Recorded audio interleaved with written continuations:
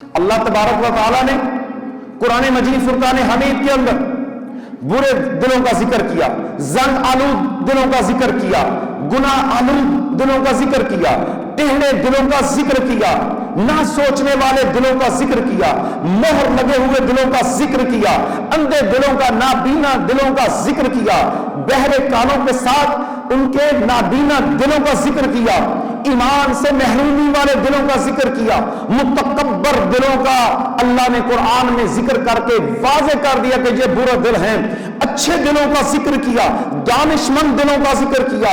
لرز اٹھنے والے دلوں کا تذکرہ کیا، رونے والے قلوب کا ذکر کیا، مطمئن قلوب کا اللہ نے ذکر کیا، کانپ اٹھنے والے دلوں کا قرآن میں اللہ نے ذکر کیا، امن و سلامتی والے دلوں کا اللہ نے قرآن میں ذکر کیا، ایمان سے منور دلوں کا اللہ نے ذکر کیا۔ اس طرح 9 جو ہے مغبوط دلوں کا ذکر کیا، اور اس طرح 6 وہ مطمئن قلوب اور انعام یافتہ قلوب کا قرآن میں ذکر کر کے اچھے اور برے